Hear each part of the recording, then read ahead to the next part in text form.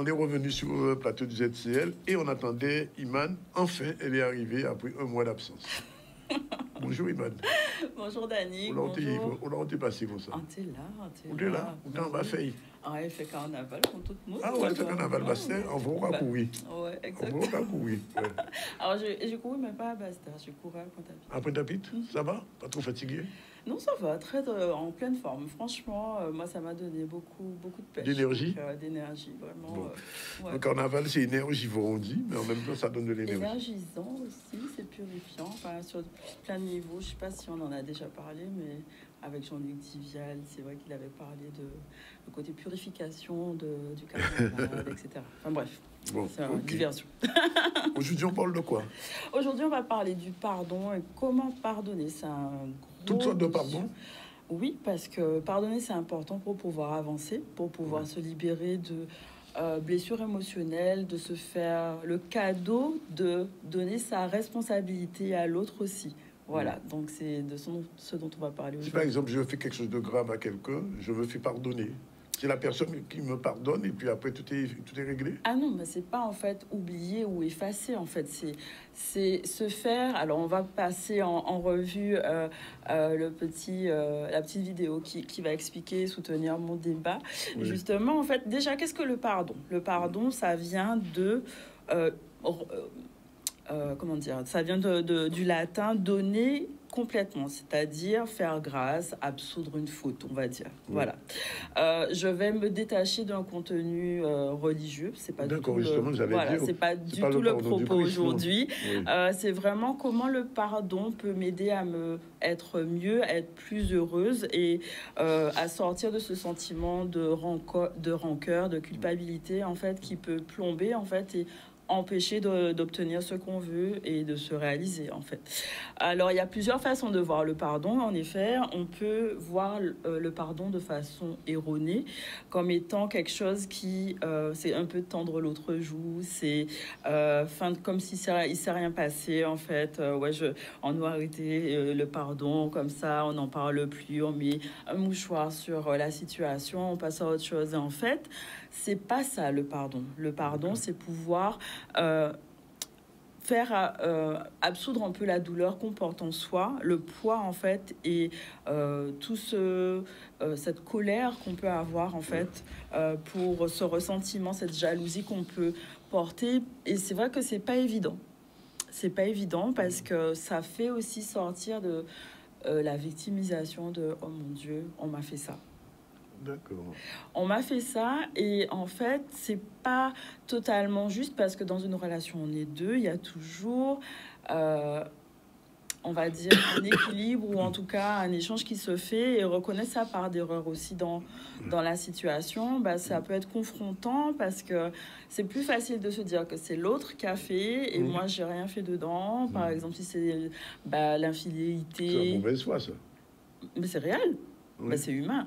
C'est complètement humain, en fait, parce que c'est naturel. Je vais porter la faute sur l'autre personne plutôt que de dire, moi, j'ai fait aussi une part et ça vient heurter quelque chose en moi. Donc, ce quelque chose en moi, c'est souvent une blessure émotionnelle qui a été vécue, pas forcément... consciemment, mais plutôt inconsciemment. Il y a plusieurs blessures dont on parle, des blessures émotionnelles comme le rejet, l'abandon, l'humiliation, la trahison. Et c'est vrai que ça peut faire écho à une blessure qu'on a déjà vécue par l'enfance, qui est encore lourde et qui peut invalider ce sentiment de bien-être. Et donc, c'est important de passer par un vrai pardon. Parce qu'on peut dire, je te pardonne, mais en fait, on ne le pense pas. Oui, ça arrive souvent. Oui, souvent, effectivement. Souvent, parce donc, il y a le vrai pardon. Alors. Le vrai pardon, c'est guérir la blessure, c'est faire le choix de passer à autre chose. Oui. C'est se concentrer sur soi aussi. Qu'est-ce qui est important pour soi? Parce que c'est lourd à porter, la colère, la jalousie, le ressentiment, l'esprit de vengeance. En fait, ça maintient la personne un peu dans dans une énergie négative bloquante, en fait. Voilà. Et en fait, c'est important de se pardonner parce que c'est d'abord un cadeau qu'on se fait à soi, de se libérer de ce poids-là, pour pouvoir dire, OK, je coupe le lien qui m'unit à cette personne, qui n'est pas positif pour moi, et je me mets d'abord moi en priorité, je prends le leadership de ma vie, en fait, je reprends le pouvoir sur la situation. Et c'est aussi ça, de se pardonner, c'est OK, je suis responsable d'une certaine part de cette douleur, mais j'ai vraiment envie de me libérer de cet espace et de passer à plus de douceur, de compassion envers moi-même, pas forcément l'autre. En fait, c'est pas l'important, c'est pas l'autre, c'est moi, comment je me sens, en fait, et comment je veux me soulager. Parce que, en fait, le but de tout le monde dans la vie, je crois, c'est de se sentir bien, heureux et de passer à autre chose. Ça nécessite parfois une introspection profonde et c'est un vrai travail psychologique, un processus. Donc, c'est OK aussi de se dire que là, je suis pas prête à pardonner. Oui. Ça arrive parce que c'est peut-être pas le moment. Et on va voir les étapes du pardon. En fait, c'est déjà de reconnaître que ce sentiment de trahison, la situation comme elle est, ou la personne qui vous a fait du mal, que ce soit infidélité ou elle vous a porté tort, ou d'une certaine façon, c'est reconnaître que vraiment cette situation-là vous a affecté, en fait. Et c'est déjà OK de dire, de pas cacher, de pas être dans le déni, en fait, de la situation, pour pouvoir passer à autre chose et admettre qu'on est blessé. OK, ça m'a fait du mal, ça m'a fait du tort. J'analyse un peu, du coup, où est-ce que ça résonne, en fait, en moi, parce que souvent, dans son corps, il y a des manifestations qu'on ne réalise pas, en fait. C'est émotionnellement, il se passe des choses, en fait. Souvent, c'est digestif. On peut avoir des douleurs au ventre, des manifestations dans le pancréas, par exemple. Le pancréas, c'est là où toute la colère et c'est là où ça se manifeste. On peut avoir des kystes, on peut avoir des brûlures. Ça va jusque-là ? Ça va jusque-là, en fait. C'est que le corps, mon corps est une vraie boussole. Ça me donne vraiment une information. Si je suis suffisamment à l'écoute de mon corps, je sais que là, quand ça contracte au niveau du cœur, peut-être qu'il y a une émotion ou il y a une parole qui m'a blessée. Et donc, ça veut dire quelque chose. Et c'est important de mettre l'accent et l'œil, en fait, sur ce genre de signes, en fait.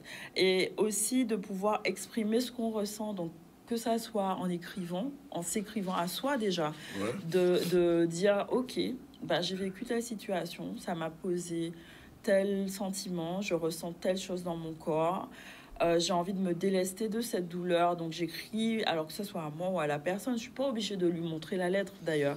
Ça peut être juste une lettre pour me libérer déjà mon cerveau, mon cœur, pour pouvoir poser les choses par écrit. Je suis pas obligée de l'écrire, de lui montrer cette lettre.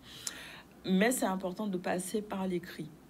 Et alors pour les gens qui sont conscients de cet aspect lunaire, c'est souvent à la pleine lune que c'est important de faire ce genre de lettres, de guérison, pour pouvoir justement amplifier ce sentiment-là. Donc accepter de lâcher prise et aussi de cesser de croire que tout est de ma faute. Alors tout le monde a sa part, en fait, dans une relation, et ça veut rien dire non plus sur qui je suis. Ça veut dire que cette personne qui était à ce moment T, elle a pris le meilleur choix pour elle à ce moment, que ça soit l'autre personne ou que ça soit moi aussi. Et c'est aussi faire le deuil de cette personne qui est plus la même maintenant, qui a vécu une situation, qui a grandi par rapport à ça, qui a évolué. Oui, je sens que tu veux dire quelque chose. Non, je voulais poser une question, mais alors, comment, dans ces cas-là, intervient le coach ?